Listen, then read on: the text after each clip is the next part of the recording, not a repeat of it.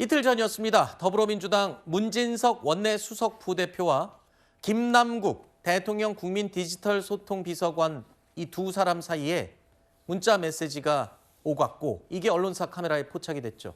바로 인사청탁과 관련된 문자 메시지였습니다. 이 논란이요. 오늘도 계속 이어지고 있습니다. 계속 이어질 것 같습니다. 국민의힘에서는 공적인 인사 시스템을 완전히 무력화시켰다라고 주장을 하고 있습니다. 그러면서 책임을 반드시 물어야 한다고 지적했습니다. 과거 노무현 대통령께서 이런 말씀을 하셨습니다. 인사청탁하다 걸리면 폐가 망신한다. 이번 사건은 공적인 인사 시스템을 완전히 무력화시키고 끼리끼리 형님 누나 부르면서 민간단체 인사까지 개입하는 인사전횡이자 국정농단의 타락한 민낯을 보여주고 있습니다. 이 사안에 대해서는 저희들도 굉장히 무겁게 생각을 하고요. 어제 오후에 김병기 대표가 문진석 수석하고도 통화를 했습니다. 그래서 엄중 경고를 하는 말씀을 하셨고요. 거치 관련해서는 따로 논의된 건 없습니다. 며칠 무리를 하셔서 지금 몸이 좀 안 좋은 상태십니다. 그래서 좀 쉬고 계신다는 걸 알고 있고요. 조만간 뭔가는 입장 표명은 하시지 않겠습니까? 일단 국민의힘은 이번 주 내로 문진석 의원과 김남국 비서관 그리고 그 문자 메시지에 등장하는 인사청탁의 대상이 된, 그러니까 인사청탁을 들어달라고 부탁을 해야 될 대상 두 명이죠. 강훈식 대통령 비서실장, 훈식이형으로 나옵니다. 문자 메시지에. 그리고 현지 누나로 등장한 김현지 제1부속실장. 이렇게까지 포함해서 4명을 직권남용 혐의로 고발할 예정입니다. 근데 이거에 앞서서 오늘 오전에 국민의힘 소속 서울시 의원이요. 문진석 의원과 김남국 비서관을 먼저 경찰에 고발을 했습니다. 혐의는 업무방해 공범 혐의로 고발장을 접수를 했네요. 일단 접수가 됐고 경찰 조사가 시작이 될 수밖에 없겠죠. 일단 민주당 내에서도 앞서 들으신 것처럼 두 사람의 문자가 부적절했다는 것은 공감하고 있습니다. 윤리위 소집까지 지시를 했으니까요. 이견이 없죠? 네, 맞습니다. 이 사안은 절차도 그렇고 내용도 그렇고 매우 부적절한 사안으로 보입니다. 그렇기 때문에 민주당에서도 이 문진석 의원에게 엄중 경고를 한 것이고 대통령실에서도 이 김남국 비서관에 대해서 엄중 경고를 했다라고 볼 만한 사안이죠. 그러니까 이 사안 자체가 사실은 인사 추천은 여러 경위로 할 수 있겠습니다만 저런 식으로 개인적인 메시지를 통해서 특정 인사를 콕 집어서 이야기를 하는 것 자체가 적절하지 않고 그리고 그 내용도 사실은 거기까지 이제 어떤 대통령실에 얘기를 해야 되는 문제인가라는 그런 의구심도 드는 내용이었습니다. 그리고 결과적으로 이게 인사 추천을 한다라고 하더라도 공식적인 절차가 있기 마련인데 어떤 또 다른 경로를 통해서 밀어넣은 느낌이기 때문에 이런 모습이 보여진 것 자체, 공개된 것 자체, 그리고 이런 메시지를 보낸 것 자체, 거기에 응답한 것 자체도 매우 부적절한 하나의 총체적인 사안이었다. 그래서 당 내에서도 대통령실에서도 엄중 경고한 것은 그만큼 사안을 중하게 보고 있다는 뜻입니다. 네. 특히 이번에 인사청탁 문자의 이 부적절함은 누가 말할 것도 없이 인정을 하는 부분이고요.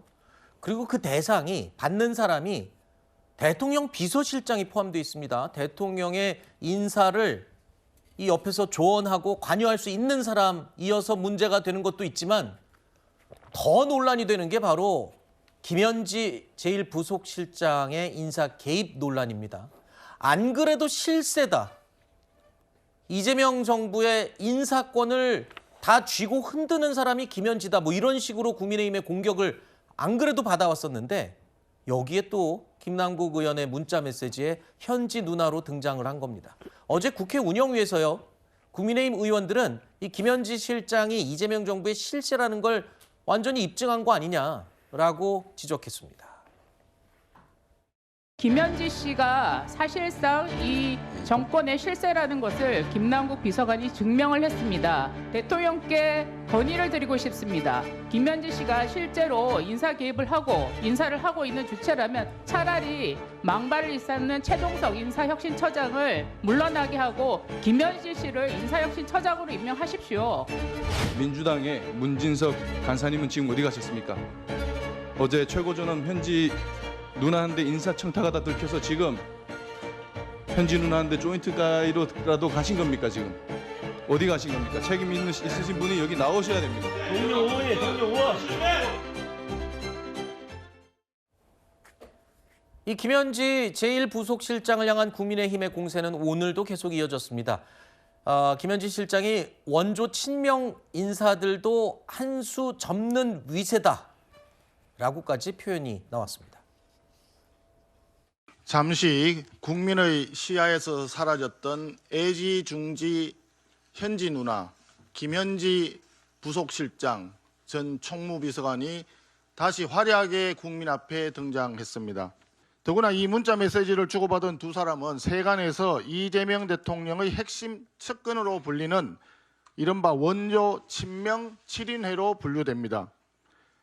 이러한 원조 친명 인사들조차 김현지 실장에게 한 수 접고 인사 청탁을 해야 할 정도이라면 그 위세가 어느 수준인지 짐작하기조차 어렵습니다. 그러니까 여기에 등장한 문자 메시지를 보낸 김남국 비서관, 이 정가에서는 뭐 이재명 대통령과 아주 친한 7인 가운데 한 명으로 지금 꼽히는 인물이다, 뭐 이렇게까지 평가를 하던데, 그 사람도 김현지 실장에게 부탁을 해야 될 정도면은 어느 정도 막강한 거 아니냐, 이런 지금 논리인 것 같은데요.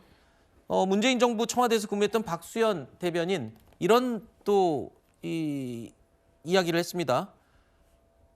대통령 비서실장은 인사권과 관련이 있지만 제1부속실장은 인사권이 없다는 지적에 대해서 모든 직책에 대해서 뭐 인사 추천할 수 있어야 되는 거 아니냐, 뭐 이렇게 얘기를 하기도 했습니다만, 자, 그럼 여기까지는 그렇다 칠게요. 그럼 이걸 어떻게 설명할까요? 이번에 그 인사 청탁, 같은 중앙대 나온 그 후배에 대해서 인사 청탁을 하는 그 자리, 자동차 산업협회장입니다. 민간협회의 회장직입니다. 연봉도 몇억 원씩 받는 자리라고 하는데, 이거는 그 자동차 협회, 그러니까 자동차 업종과 관련된 기업들끼리 모여서 의견을 모아서 선출하는 자리 아닙니까?